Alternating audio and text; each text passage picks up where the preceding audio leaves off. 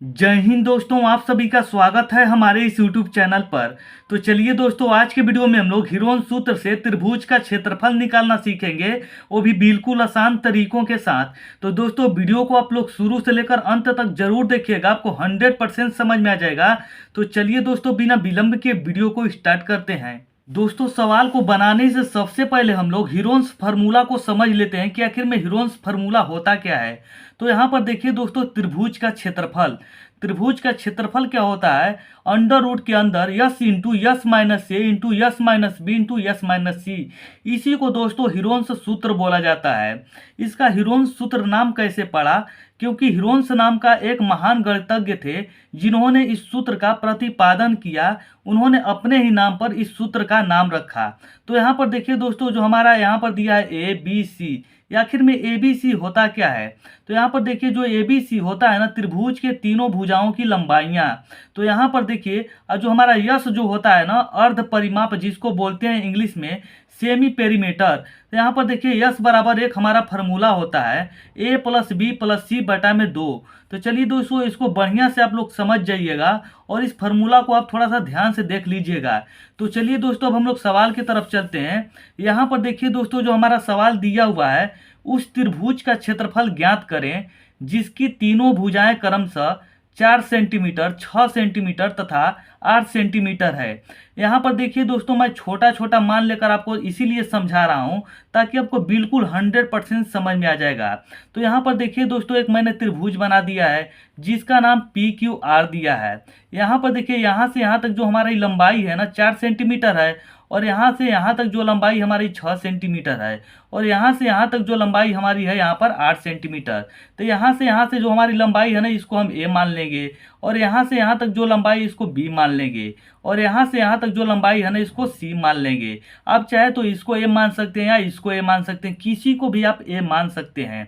तो यहाँ पर देखिए, सबसे पहले हम लिख लेंगे ए बराबर हमारा कितना हो जाएगा, 4 सेंटीमीटर, और बी बराबर हमारा कितना हो जाएगा, 6 सेंटीमीटर। यहाँ पर क्या लिख लेंगे, 6 सेंटीमीटर, और तथा हमारा सी बराबर क्या हो जाएगा, सी बराबर हमारा हो जाएगा 8 सेंटीमीटर। तो सी बराबर हम लिख लेंगे 8 सेंटीमीटर।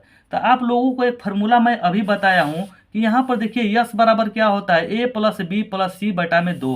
तो यहाँ पर हम यस बराबर सबसे पहले अर्ध परिमाप निकालेंगे। इस यहाँ पर अर्ध परिमाप, तो अर्ध परिमाप यानी कि इसको यस से इंडिकेट किया जाता है।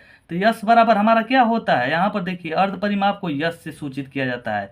तो यस बराबर हमारा फार्मूला होता है ए प्लस बी प्लस सी, और बटा में क्या हो जाएगा, 2। तो यहाँ पर हम 2 लिख लिए। अब इसके बाद देखिए, यहाँ पर ए का मान हमारा कितना है, 4 है, तो यहाँ पर हम 4 लिख देंगे। बी का मान कितना है, 6, तो यहाँ पर हम क्या लिख देंगे, बी के जगह पर 6 लिख देंगे। और सी का मान हमारा 8 है, तो यहाँ पर क्या लिख देंगे, 8 लिख देंगे।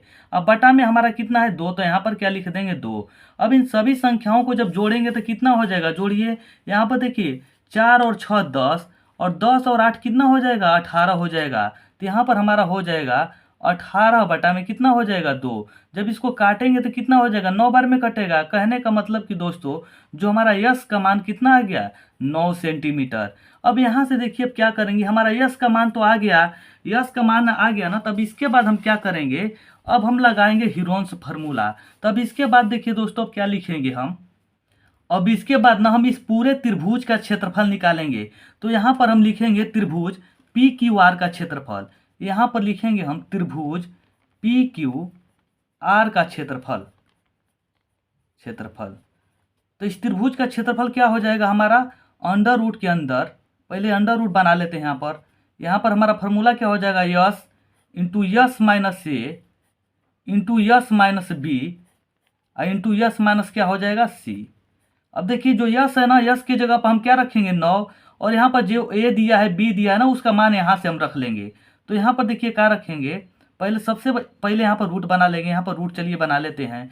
अब जब रूट बना लेंगे ना, तो यहाँ पर देखिए हमारा क्या दिया हुआ है, यहाँ पर हमारा सब कुछ मान दिया हुआ, बस रखना है। तो यहाँ पर देखिए, यस का मान हम कितना निकाले हैं, 9, तो यहाँ पर 9 रखेंगे। अब यहाँ पर देखिए, यस की जगह पर 9 रखेंगे, और ए का मान यहाँ पर कितना है, ए का मान देखिए यहाँ पर 4 है, तो यहाँ पर हम रखेंगे 4। यहाँ पर देखिए, यस का मान हम पुनः 9 रखेंगे, तो यहाँ पर 9 हो जाएगा। और बी का मान हमारा कितना है, तो 6, तो यहाँ पर 6 रखेंगे।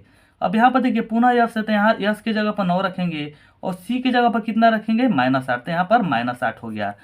अब इसको हम क्या करेंगे, हल करेंगे। चलिए हल करते हैं। यहाँ पर देखिए 9 में से जब 4 घटाएंगे ना तो कितना बचेगा, 5 बचेगा। तो यहाँ पर हम डायरेक्ट गुणे 5 लिख रहे हैं, क्योंकि यहाँ पर ब्रैकेट जब टूटेगा तो गुणा आएगा। यहाँ पर देखिए 9 में से जब 6 घटेगा ना तो कितना बचेगा, 3। तो यहाँ पर हम डायरेक्ट 3 लिख रहे हैं। यहाँ पर देखिए 9 में से जब 1 घटाएंगे ना तो सॉरी, यहाँ पर 9 में से जब 8 घटाएंगे ना तो हमारा कितना बचेगा, 1। तो यहाँ पर डायरेक्ट हम 8 लिख दे रहे हैं। ये हमारा क्या है, रूट के अंदर है, तो इसको रूट के अंदर लिखेंगे। अब देखिए इसका गुणा करेंगे। 9 में जब 5 का गुणा करेंगे तो 45 होगा, और 45 में जब 3 का गुणा करेंगे तो कितना होगा, चलिए कर लेते हैं। 3 5 15 के 5, और यहाँ पर देखिए 3 चौके 12, और 12 कितना हो जाएगा, 13। तो यहाँ पर कितना हो जाएगा, 135। 135 में जब 1 का गुणा करेंगे तो कोई फर्क नहीं पड़ेगा, तो यहाँ हमारा कितना हो जाएगा, रूट के अंदर कितना हो जाएगा, 135। जब इसको दोस्तों हम तोड़ेंगे ना, कहने का मतलब जब इसका वर्गमूल निकालेंगे तो यहाँ पर 135 को तोड़ेंगे। तो 135 देखिए 2 से तो कटेगा नहीं, तो 3 से कटाएंगे। क्या 3 से कटेगा, तो देखिए 3 से कटता है कि नहीं, तो 3 से कटेगा। कितना होता है, 3 चौके 12, और 12 3 5 45 बार में। और फिर यहाँ पर 3 से जब कटाएंगे तो 3 कम 3, और यहाँ पर देखिए 3 5 15, फिर कट गया।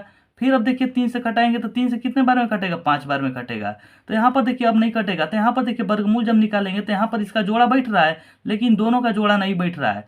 तो इसका जो कहने का मतलब हो जाएगा, यहाँ पर से 3 हो जाएगा, इन दोनों का गुणा कर देंगे तो यहाँ पर हो जाएगा 3√15 जो सेंटीमीटर स्क्वायर हो जाएगा, जो कि हमारे बिल्कुल 100% राइट आंसर हो जाएगा।